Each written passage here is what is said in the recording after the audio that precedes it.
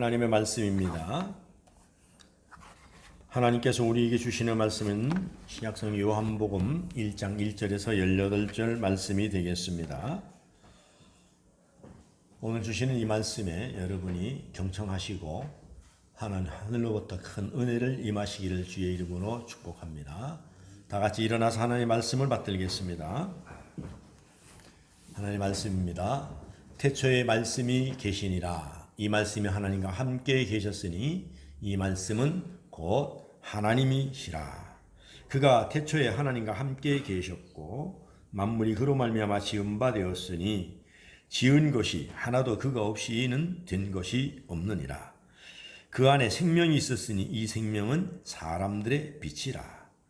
빛이 어두움에 비치되 어둠이 깨닫지 못하더라. 하나님께로부터 보내심을 받은 사람이 있으니 그 이름은 요한이라. 그가 증언하러 왔으니 곧 빛에 대하여 증언하고 모든 사람이 자기로 말미암아 믿게 하려 함이라. 그는 빛이 아니요 빛에 대하여 증언하러 온 자라. 참빛 곧 세상에 와서 각 사람에게 비추는 빛이 있었나니 그가 세상에 계셨으며 세상은 그로 말미암아 지은 바 되었으니 세상이 그를 알지 못하였고 자기 땅에 오매 자기 백성이 영접하지 아니하였으나 영접하는 자 곧 그 이름을 믿는 자들에게는 하나님의 자녀가 되는 권세를 주셨으니 이는 혈통으로나 육정으로나 사람의 뜻으로 나지 아니하고 오직 하나님께로부터 난 자들이니라. 말씀이 육신되어 우리 가운데 거하심에 우리가 그의 영광을 보니 아버지의 독생자의 영광이요 은혜와 진리가 충만하더라. 요한이 그에 대하여 증언하여 외쳐 이르되 내가 전에 말하기를 내 뒤에 오시는 이가 나보다 앞선 것은 나보다 먼저 계심이라 한 것이 이 사람을 가리킴이라 하니라. 우리가 다 그의 충만한 데서 받으니 은혜 위에 은혜로라. 율법은 모세로 말미암아 주어진 것이요 은혜와 진리는 예수 그리스도로 말미암아 온 것이라. 본래 하나님을 본 사람이 없으되 아버지 품속에 있는 독생하신 하나님이 나타내셨느니라. 아멘. 다 같이 앉으셔서 찬송가 254장으로 1절, 2절, 5절로 우리 하나님께 영광을 돌리겠습니다. 내 주의 보혈은 내 주의 보혈은 정하고 정하다. 내 죄를 정케 하신 주 나로라 하신다. 내가 주께로 지금 왔으니 십자가의 보혈로 날 씻어 주 두 손을 높이 들고 약하고 취해도 약하고 취해도 주께로 나가면 힘 주시고 내 추함을 곧 씻어 주시세. 내가 주께로 지금 가오니 십자가의 보혈로 날 씻어 주소서. 그 피가 두 손을 가슴에 대고 그 피가 맘속에 큰 증거 됩니다. 내 기도 소리 들으사 다 허락하소서. 내가 주께로 지금 지금 왔으니 십자가의 보혈로 날 씻어 주소서. 아멘.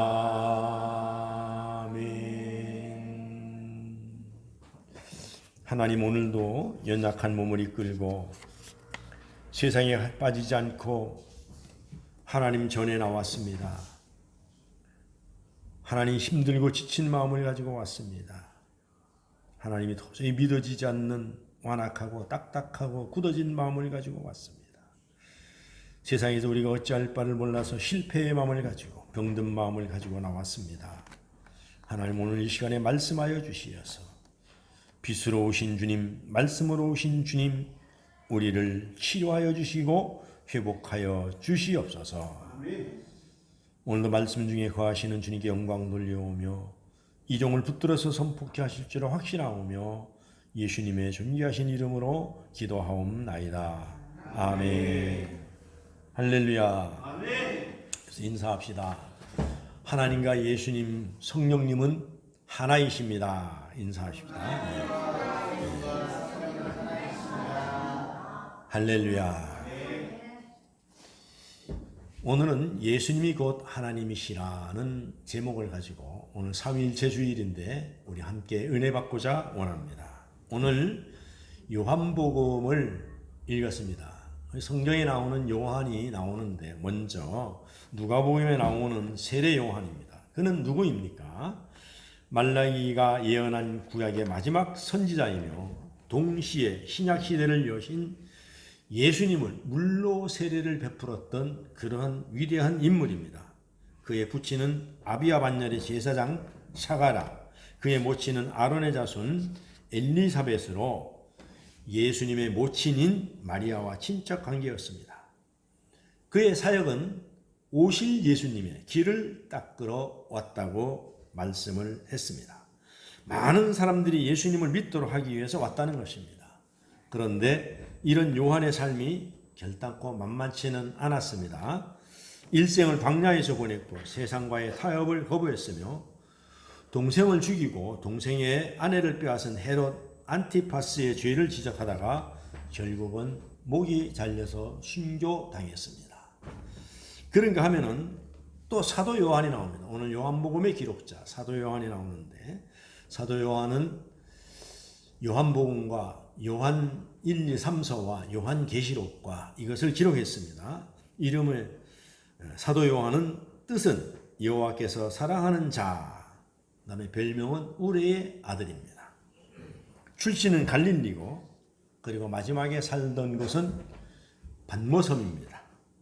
가족관계는 아버지 세베대, 어머니 살로메, 형제는 야고보가 있습니다. 직업도 어부입니다.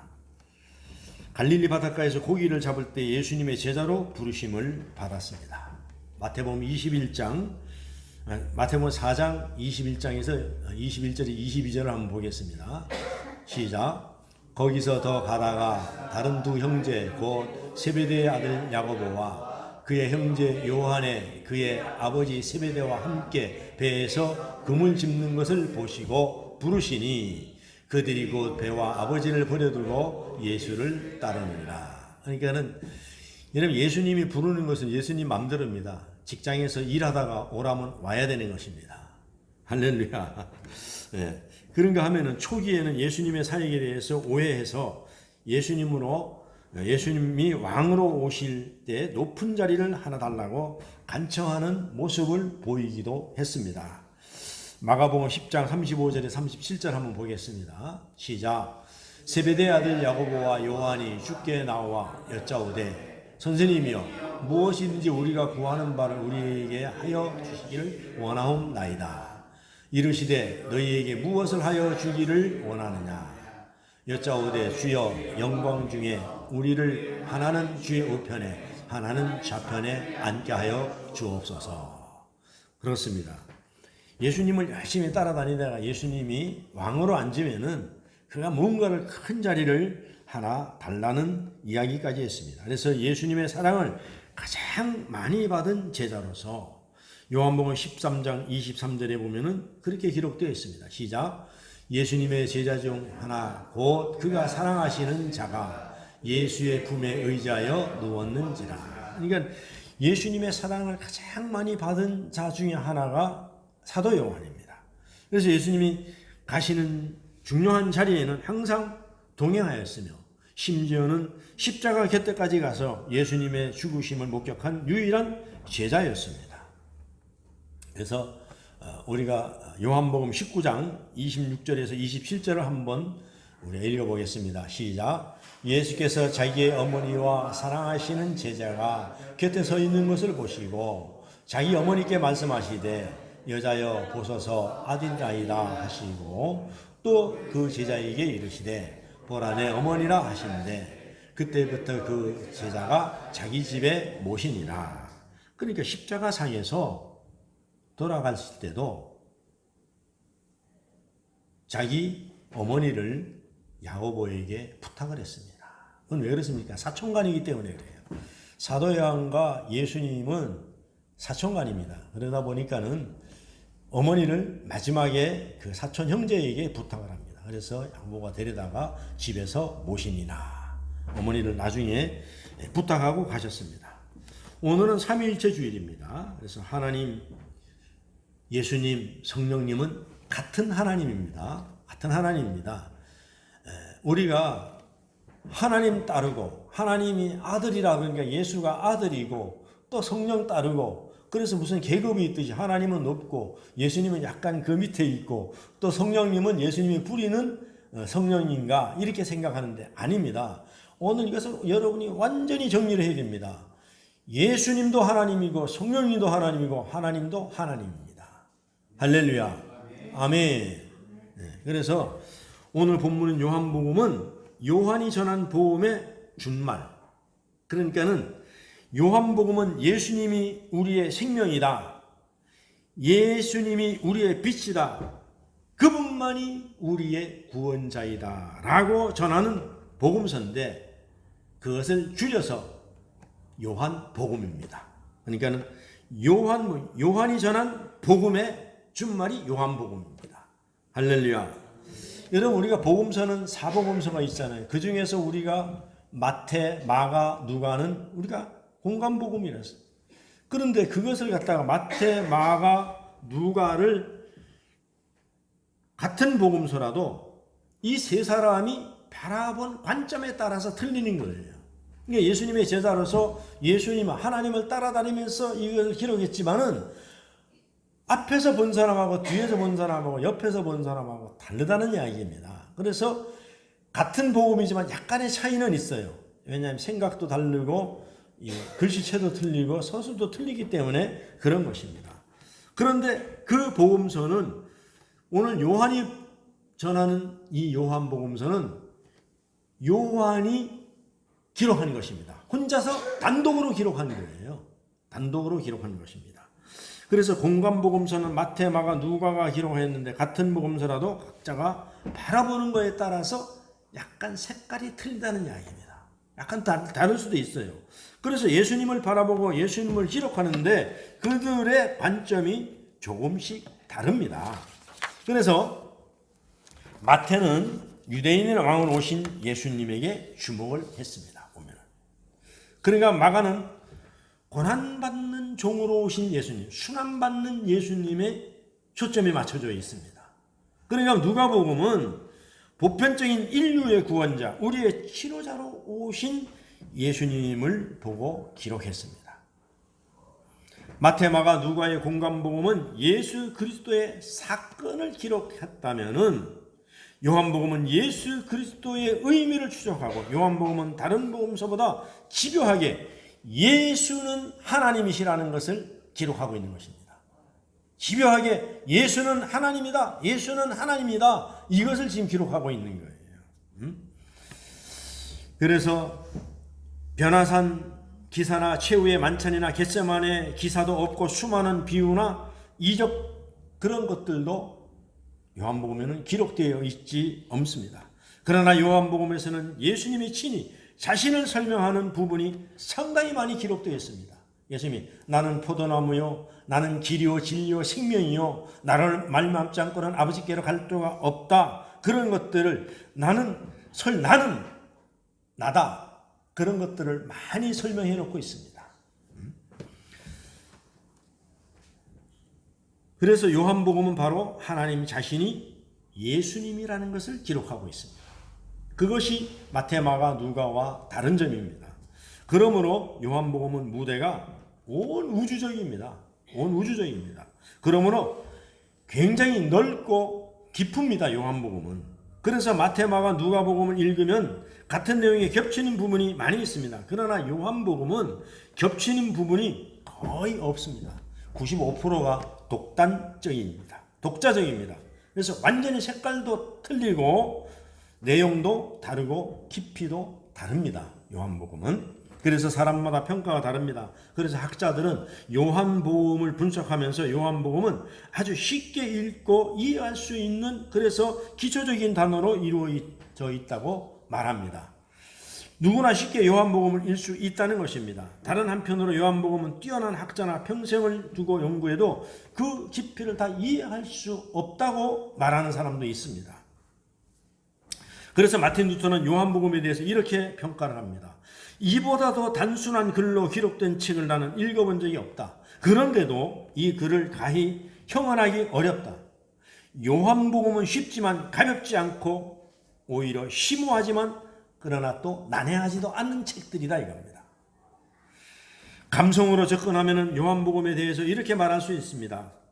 예수님과 아주 가까운 친구로부터 예수님에 대한 소개를 받는 느낌의 책이다. 이런 이야기입니다. 그거는 그럴 수밖에 없는 것이 마태, 마가, 누가복음에 없는 것이 요한복음에 있는 것은 요한복음은 우리가 기자들이 취재한다 그러잖아요. 근데 취재를 다른 사람이 한 것을 받아서 내보낸 경우도 많아요. 그런데 요한복음은 밀착 취재했다고 볼 수 있습니다. 그러니까 같이 생활하면서 그리고 요한복음은 아까 예수님과 요한이 사촌지간이라 그랬잖아요. 그럼 어머니 형제니까는 어머니로부터 많이 전해 듣고 또 이모로부터 많이 전해 듣고 예수님의 행적을 많이 전해 들은 것을 보고 듣고 한 것을 기록했기 때문에 더 아주 심도 있게 밀착 취재를 해서 기록한 책이라 이렇게 우리가 좀 생각을 하면 되겠습니다. 그래서 예수님과 함께 있고 그분을 보고 듣고 직접 경험했던 사람으로서 그분에 대한 이야기를 듣는 것입니다. 그래서 얼마나 세밀하냐 하면 말이죠. 마태, 마가, 누가복음에는 예루살렘으로 예수님이 유월절에 올라가는 것이 한 번 기록되어 있습니다. 그런데 요한복음에는 무려 3번이나 기록되어 있습니다. 3번이나. 그래서 그것은 요한복음을 가장 측근해서 자세히 보며 기록했기 때문입니다. 그래서 예수님과 요한은 가장 가까운 사이였었고 그 어머니와도 가장 가까운 사이였기 때문에 전해 들은 이야기가 많았다는 것입니다. 왜냐하면 요한의 어머니, 예수님의 어머니가 서로 주고받은 이야기도 있을 것 아닙니까? 또 가족 간에 주고받은 이야기도 있을 것입니다. 그리고 요한이 가장 예수님을 오랫동안 다니면서 밀착 취재를 했기 때문에 그리고 마가복음에는 한 번밖에 없었는데 예루살렘에 올라가는 것이 요한복음에는 3번이나 있었습니다. 그래서 2장 13절에 보면은 이렇게 나와 있어요. 시작. 유대인의 유월절이 가까운지라 예수께서 예루살렘으로 올라가셨더니 그런가 하면 5장 1절에도 보면은 또 예수님이 유월절로 올라가는 것이 기록되어 있습니다. 시작. 그 후에 유대인의 명절이 되어 예수께로 예루살렘에 올라가시니라. 그런가 하면 요한복음 11장 55절에도 기록되어 있습니다. 시작. 유대인의 유월절이 가까우에 많은 사람이 자기를 선결하기 위하여 유월절 전 시골에서 예루살렘으로 올라갔더니 그러니 이런 것들을 밀착 취재를 했기 때문에 자세하게 설명을 할 수 있었던 것입니다. 그래서 예수님께서는 아까도 말씀드렸듯이 요한복음 19장 25절 27절에 보면은 예수님이 십자가에 달려 돌아가실 때까지라도 요한이 거기에 갔었다는 것입니다. 그래서 예수님이 그 요한을 바라보고 어머니를 부탁했었던 것입니다. 야고보와 요한을 보고 부탁해서 그들은 사촌이기 때문에 그때부터 예수님의 어머니를 모시고 그 집에서 살았다는 이야기입니다. 그래서 이 요한복음은 이해도가 쉽다고 생각하는 사람들과 어렵다고 생각하는 사람들의 차이가 큽니다. 여러분, 예수님은 예수님의 12제자 중에 가장 가까운 제자이면서 가장 사랑받는 제자였습니다. 그래서 세계적으로 보면은 이 요한이라는 이름을 가장 많이 씁니다. 베드로라는 이름도 많이 쓰지만은, 그래서 이 요한의 뜻은 뭡니까? 자비롭다라는 뜻을 가지고 있기 때문에 그렇습니다. 그럼 자비롭다는 것이 뭐냐? 우리나라 말로 직역을 하면은 은혜라는 얘기입니다. 하나님의 은혜. 할렐루야. 그래서 여기에서 기인해 가지고 우리나라에도 보면은 여자 아이 이름 중에서는 은혜라는 이름이 굉장히 많습니다. 근데 남자 이름은 뭐가 많아요? 요한이라는 이름이 굉장히 많은 거예요. 그러니까는 요한의 이름도 뭡니까? 번역해 보면은 은혜라는 이야기입니다. 자비로움. 그래서 세계적으로도 보면은 이렇게 나와 있어요. 노르웨이, 덴마크, 독일어, 스웨덴어는 이게 요한은 한스라고 해요. 한스. 이렇게 부릅니다. 그런가 하면은 네덜란드, 핀란드에는 얀 또는 요니라고 씁니다. 얀. 체코, 폴란드, 슬로바키아, 헝가리에도 얀이라고 쓰고, 또 야노스라고도 헝가리어로 쓰기도 합니다. 슬로베니아는 야네즈, 에스파냐어는 후안, 영어에서는 존 아니면 숀 이렇게 번역을 해서 발음을 해서 쓰기도 합니다. 아일랜드도 숀이라고 하고 카탈루나어에도 조안, 포르투갈어에도 주안, 프랑스어에서는 장, 장발장할 때 장이 있잖아요. 그걸 많이 씁니다. 뭐 여자들은 잔이라고 하고요. 여성들은. 그래서 일본어는 뭡니까? 요한에. 일본은 좀 우리나라하고 좀 비슷하죠. 요한에라고 씁니다. 그래서 많은 사람들이 요한을 사랑받기를 원하고 요한이라는 이름을 쓴 것입니다. 그럼 거기에 많이 내포되어 있는 게 뭡니까? 하나님의 사랑을 많이 받아서 하나님 은혜를 가장 많이 받으라는 그런 뜻이 내포되어 있지 않겠습니까? 그래서 예수님께 받은 은혜 받기를 원했고 또 예수님 옆에 있기를 원했고 그 사랑받는 제자 요한의 자리를 모두가 사랑하면서 사모했던 것입니다. 그러기를 원했기 때문에 예수님께서 십자가에 달려 돌아가실 때에 그들이 뭐라 그랬어요? 예수님이 왕위에 앉으면은 하나는 우편에 하나는 좌편에 앉게 해달라고 그렇게 예수님의 많이 따라다니면서 예수님을 사랑했기 때문에 그는 말을 할 수 있었던 가까운 친척 관계였기 때문에 그런 말도 서슴없이 할 수 있었다는 것입니다. 그래서 요한복음이 어떤 목적으로 기록되어 있는가도 잘 설명되어 있습니다. 요한복음 21장까지 있는데 21장 마지막에 이 요한복음을 기록한 목적이 기록되어 있는 것이 아니라 그 앞장 20장에 기록되어 있습니다. 20장 30절에서 31절을 한번 보겠습니다. 요한복음을 기록한 목적이 여기에 나옵니다. 요한복음 20장 30절에 31절 보면은 시작. 예수께서 제자들 앞에서 이 책에 기록되지 아니한 다른 표적도 많이 행하였으나 오직 이것을 기록함은 너희로 예수께서 하나님의 아들 그리스도이심을 믿게 하려 함이요 또 너희로 믿고 그 이름을 힘입어 생명을 얻게 하려 함이니라.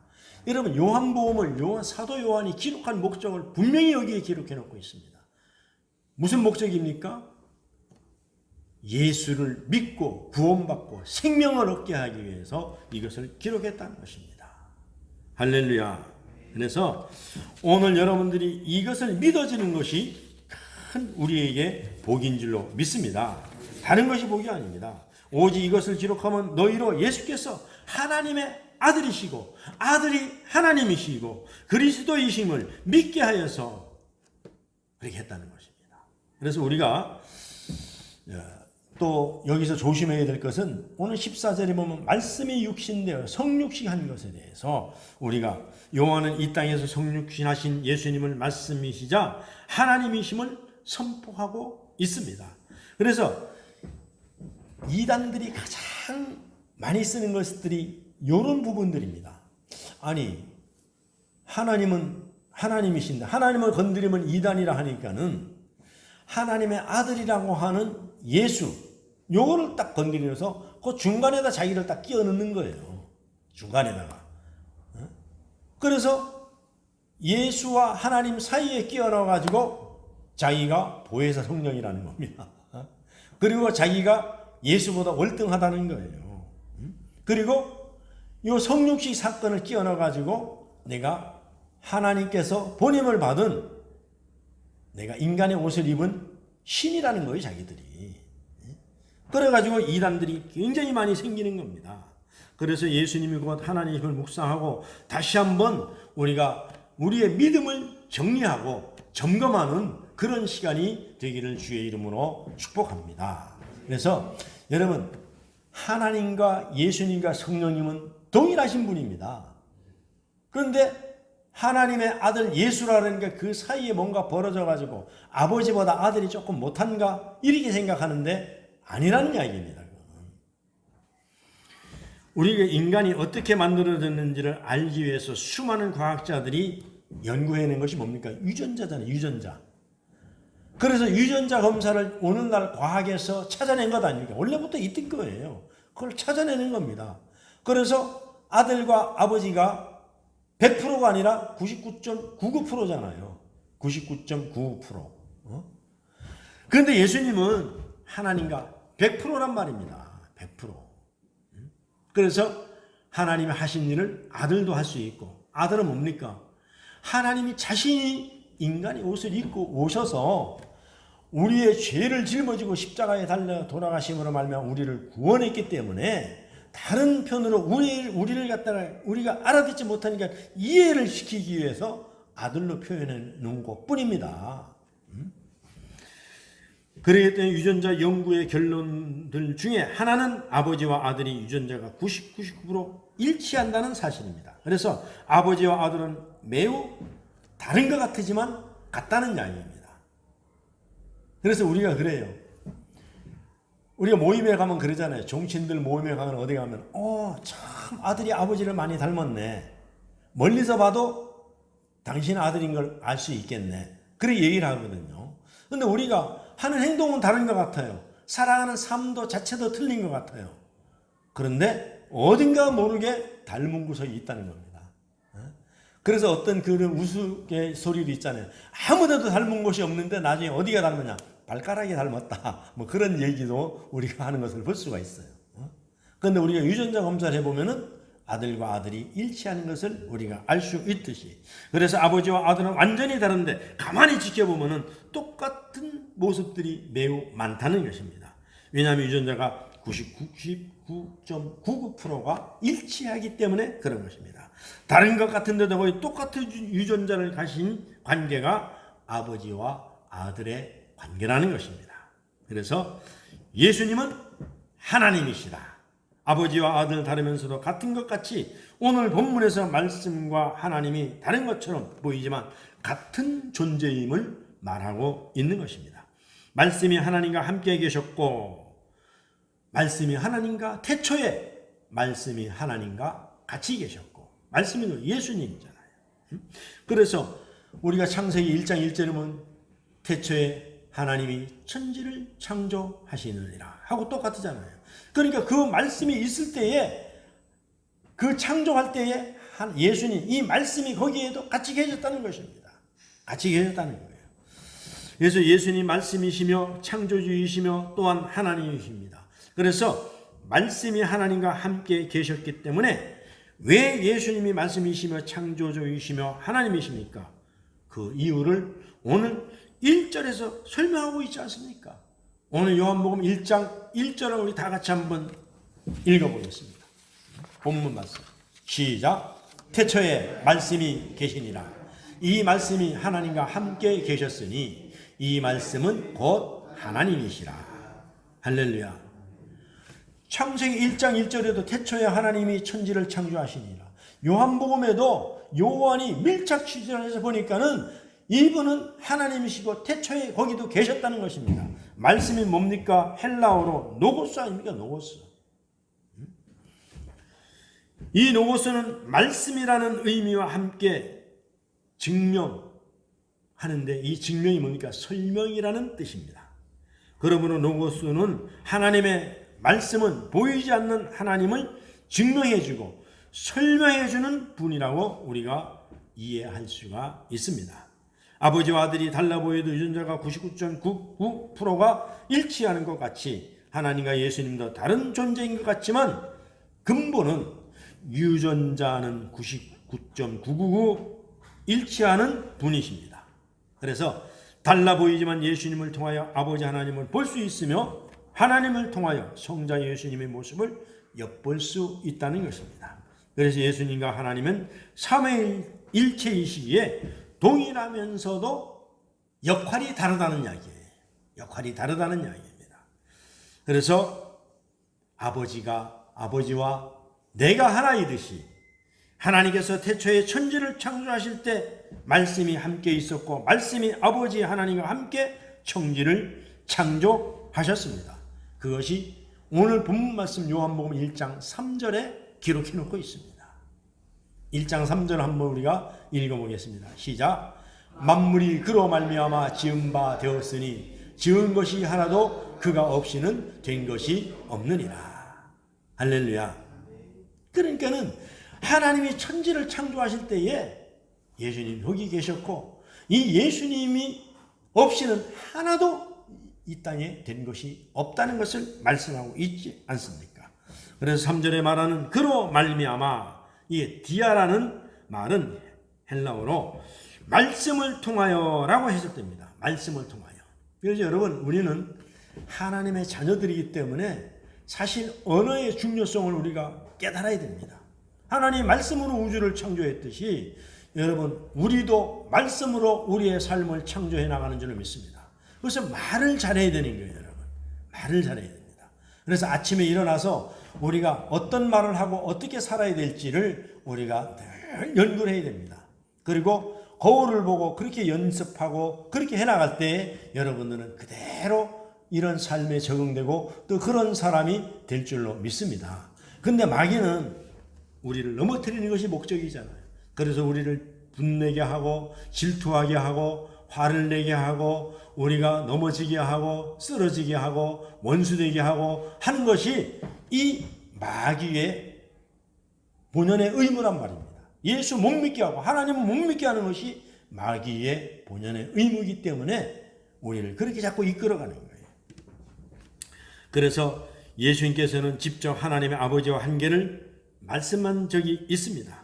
예수님께서 수전절에 예루살렘 성전에서 솔로몬 행각을 거닐 때 유대인들이 예수님을 에워싸고 당신이 그리스도이십니까? 라고 이렇게 물었어요. 이때 예수님께서는 유대인들에게 요한복음 10장 30절에 이렇게 말씀하십니다. 요한복음 10장 30절을 한번 띄워주시기 바랍니다. 시작. 나와 아버지는 하나이라 하신대. 예수님이 친히 말씀하는 거예요. 나와 아버지는 동일하다는 이야기입니다. 내가 아버지고 아버지가 예수라는 이야기입니다. 할렐루야. 예수께서 말씀하신 하나, 에이스라고 말씀하시는데 이 말씀은 일체라는 뜻을 의미하는 거예요. 그래서 우리가 성부와 성자와 성령 하나님을 삼위일체라고 얘기하는 거예요. 일체. 즉 예수님과 하나님이 일체이신 분, 동일하신 분이라고 말씀하셨습니다. 그래서 아까도 말씀하셨듯이 수많은 이단들이 예수님의 신성, 즉 하나님과 동일하신 분이라는 사실을 거부합니다. 그래서 이단들의 특성이 예수님을 제끼고 자기들이 하나님 다음에 서열로 정하고 그 다음이 예수님이라고 자기들을 신성시키고 우상화합니다. 그래서 안상홍 같은 데 하나님의 교회 같은 데는 안상홍이가 죽고 나니까는 그들이 딜레마에 빠졌잖아요. 그래서 그들이 만들어낸 것이 뭡니까? 어머니 하나님. 당치도 않죠. 말도 안 되는 얘기죠. 여러분 서울에 가면 만민교회가 있습니다. 그 만민교회 이재록 씨가 구속돼서 지금 수십 년째 지금 살고 있어요. 감옥 살아요. 그런데 그의 쌍둥이 딸이 있습니다. 쌍둥이 딸. 그래갖고 만국교회라고 딱 바꿔가지고요. 만민교회를. 쌍둥이 딸이 어디서 신앙을 했는지도 몰라요. 쌍둥이 딸을 목사로 안수해가지고 그걸 이어가고 있는데 거기 참난 그 다니는 그 사람들이 이해가 안 가요. 그러니까 보세요. 정통교회에서 정직하게 설교하고 정직하게 믿음 생활하라면 아무도 안 합니다. 그러니까 뭔가를 봤다라고 말이죠. 뭔가를 갖다가 거기 가면 영상을 있잖아요. 막 사람을 혈단시켜버려요. 영상을 가지고. 비둘기가 막 내려온다라고 말이죠. 이재록이가 그 구속되는 그날에 말이죠. 우박이 내렸다라고 말이죠. 이렇게 막 우상화 시키는 거, 영상을 가지고 막 사람들 하는 거예요. 여러분 이단들 가보면 여러분들 박수 치는 거는요. 박수도 아닙니다. 그 사람들 옷에 교회 올 때 양복 쫙 빼 입고요. 딱 앉아갖고 박수 치대요. 이렇게 칩니다. 그런데 여러분 치는 어때요? 박수 치는 건지 아니면 이래요. 믿으려면 믿고 말라면 마시고 복 줄라면 주고 안 줄라면 안 주고 막 이렇게 치는 거예요. 한번 요새는 영상 시대고 유튜브 시대니까 한번 만민교회를 한번 들어가서 보세요. 어떻게 예배를 드리는가 그들이. 그들은 목사라고 안 하잖아요. 목자님이라 그러잖아요. 목자님, 우리 목자님 그래갖고요. 여성분들은 이제 전부 한복을 전부 입고 옵니다. 남자들은 전부 정장하고 와요. 지난번에 뉴스 보니까는 1년에 만국교회에서 헌금이 그 쌍둥이 딸이 목회를 하고 또 하나는 개척을 해갖고 또 딸을 하는데요. 1년에 187억 원이 예금이 헌금이 들어온답니다. 청년 예배 한번 드리는데 24억 원이 헌금이 들어온답니다. 그 헌금이 어디에 쓰여지는지 아무도 몰라요. 그런데 거기에 사람들이 열광하는 거예요. 그거 한마디로 얘기해서 귀신의 장난입니다. 예수 잘 믿는 것 같으죠? 귀신의 장난이에요. 여러분 가짜들은요. 세상에 언제든지 여러분을 꼬시고 여러분들을 넘어지게 하고 여러분의 재산을 탕진하게 하는 데는요. 전부 다 번쩍번쩍합니다. 코인 같은 게 왜 망합니까? 가짜가 거기 씨라씨라하잖아요. 우리가요.